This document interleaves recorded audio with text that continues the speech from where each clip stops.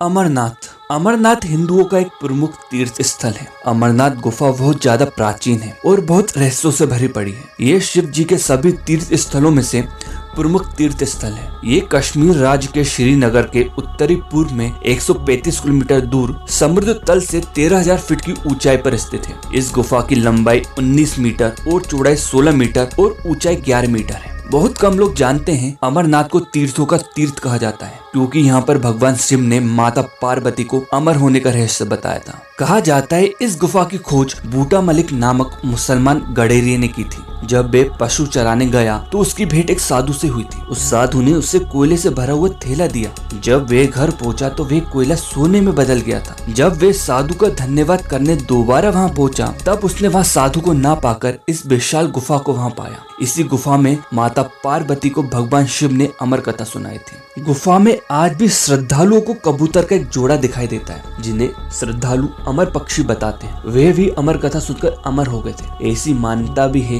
कि जिन श्रद्धालुओं को कबूतर का जोड़ा दिखाई देता है उन्हें शिव पार्वती साक्षात रूप में दर्शन देते हैं। इस गुफा की प्रमुख विशेषता ये है कि यहाँ पर बर्फ से प्राकृतिक शिवलिंग का निर्माण होता है। प्राकृतिक हिम से निर्मित होने के कारण इसे स्वयंभू हिमानी शिवलिंग भी कहते हैं। इसके आसपास बहुत कच्ची बर्फ जमती है, फिर भी यहाँ लगभग 10 फीट लंबा शिवलिंग बनता है। ये शिवलिंग भोलेनाथ का साक्षात रूप है। सभी श्रद्धालु इसके दर्शन हेतु अमरनाथ यात्रा पर जाते हैं। अमरीश कथा के अनुसार जब देवताओं की मृत्यु का भय सताने लगा तो सभी ने भगवान भोलेनाथ से प्रार्थना की। तब भगवान भोलेनाथ ने अपने सिर से चंद्रमा को उतार कर निचोड़ दिया, जिससे अमृत की धारा प्रवाहित होने लगी, जिसकी कुछ बूंद धरती पर आकर गिरी, जो आज भी इस गुफा में धूल के कण के रूप में स्थित है। भगवान भोलेनाथ ने देवों से कहा, आपने मेरे बर्फ स्वरूप के दर्शन किए, अब आपको मृत्यु का कोई भय नहीं है। तभी से भोलेनाथ अमरीश के नाम से जाने लगे। कुछ विद्वानों का मानना है भगवान शंकर जब पार्वती जी को